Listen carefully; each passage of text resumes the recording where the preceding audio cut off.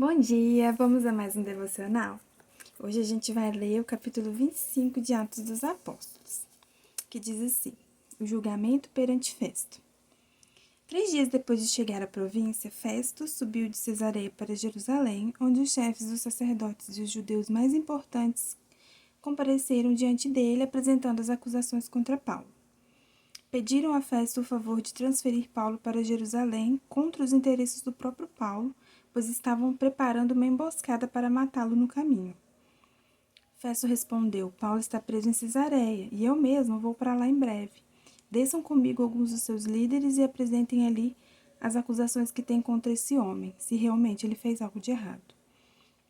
Então aqui, Festo, que assumiu o lugar de Félix, foi a Jerusalém, e ali em Jerusalém, os judeus que estavam contra Paulo foram até Festo e apresentaram as acusações contra ele.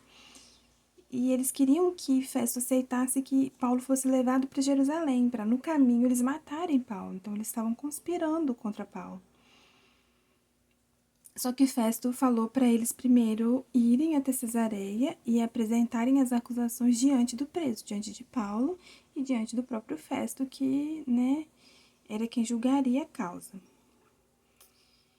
Continuando, no versículo 6. Tendo passado com eles 8 a 10 dias, desceu para Cesareia e no dia seguinte convocou o tribunal e ordenou que Paulo fosse trazido perante ele.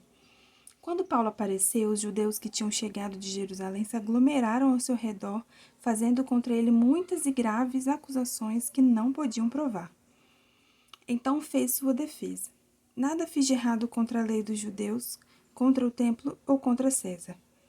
Festo, querendo prestar um favor aos judeus, perguntou a Paulo: você está disposto a ir a Jerusalém e ele ser julgado diante de mim acerca dessas acusações?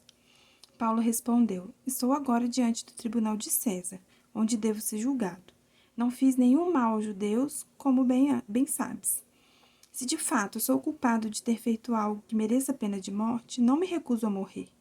Mas se as acusações feitas contra mim por estes judeus não são verdadeiras, ninguém tem o direito de me entregar a eles. Apelo para César. Depois de ter consultado seus conselheiros, Festo declarou: você apelou para César irá. O que significa que esse apelar para César? Paulo, na sua defesa, apelou para César, porque ele julgava que o julgamento dele poderia ser mal feito ou injusto, porque eles não estavam o acusando de coisas que ele realmente merecia ser julgado, ou merecesse a pena de morte. E como Paulo era cidadão romano, ele tinha esse direito de apelar para César. O que é apelar para César? É pedir que fosse julgado por uma autoridade superior, que era César, que era o imperador.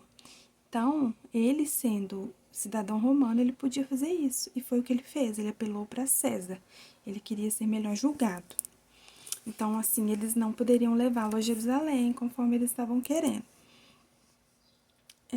Continuando no versículo 13. Festo consulta o rei Agripa.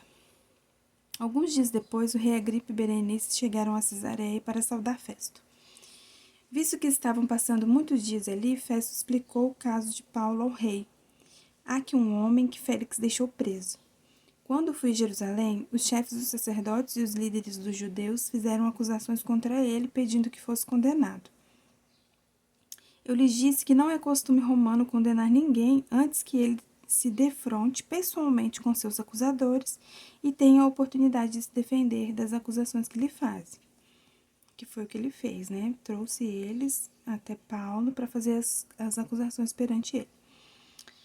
Vindo eles comigo para cá, não retardei o caso. Convoquei o tribunal no dia seguinte e ordenei que o homem fosse apresentado. Quando seus acusadores se levantaram para falar, não o acusaram de nenhum dos crimes que eu esperava. Ao contrário, tinham alguns pontos de divergência com ele acerca de sua própria religião e de um certo Jesus, já morto, o qual Paulo insiste que está vivo. Fiquei sem saber como investigar tais assuntos. Porque, era causa celestial, não era humana, Até o próprio Festo estava perdido. Ele esperava um crime e ali se deparou com com uma manifestação de fé, né? Uma manifestação incisiva de fé de Paulo, né? Que insistia que o Senhor havia ressuscitado. Fiquei sem saber como investigar tais assuntos, por isso perguntei-lhe se ele estaria disposto a ir a Jerusalém e ser julgado ali acerca dessas acusações.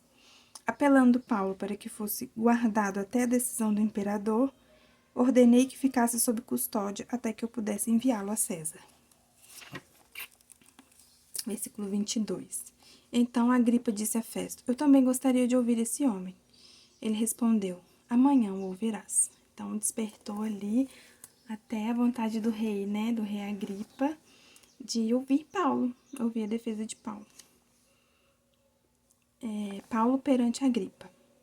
No dia seguinte, Agripa e Berenice vieram com grande pompa e entraram na sala de audiências com os altos oficiais e os homens importantes da cidade.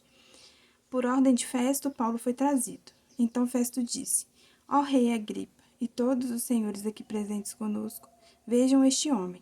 Toda a comunidade judaica me fez petições a respeito dele em Jerusalém e aqui em Cesareia, gritando que ele não deveria mais viver. Mas verifiquei que ele nada fez que mereça pena de morte. Todavia, porque apelou para o imperador, decidi enviá-lo a Roma. No entanto, não tenho nada definido a respeito dele para escrever a sua majestade. Por isso eu o trouxe diante dos senhores e especialmente diante de ti, rei Agripa, de forma que, feita essa investigação, eu tenha algo para escrever. Pois não me parece razoável enviar um preso sem especificar as acusações contra ele. Aqui a gente finaliza o capítulo 25, né? E Paulo se encontra nessa situação, né?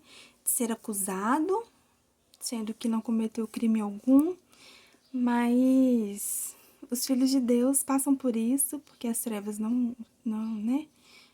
Elas militam o tempo todo contra a igreja, contra a palavra, contra o evangelho, mas o verdadeiro cristão se posiciona, independente das circunstâncias e das situações, e o mundo, ele vai contra, né? Mesmo a mensagem do evangelho para o mundo é loucura, né? O mundo não entende porque são coisas discernidas espiritualmente e não é nada diferente disso que Paulo está passando aqui, né? É consequência mesmo de ser um pregador, de ser um apóstolo, de se posicionar e não abrir mão do que Deus entregou, da palavra que Deus confiou a ele, né? Mais pra frente a gente vai ver o posicionamento de Paulo mediante o evangelho, né? Então, que a gente guarde no coração isso, né? Que independente das circunstâncias e consequências, Cristo ressuscitou, está vivo e é o Senhor das nossas vidas. Que a gente possa se posicionar diante da cruz de Cristo, né? Que ele pagou um alto preço por mim e por você. E que nós possamos continuar essa mensagem, né, aos quatro cantos da terra. Até o próximo.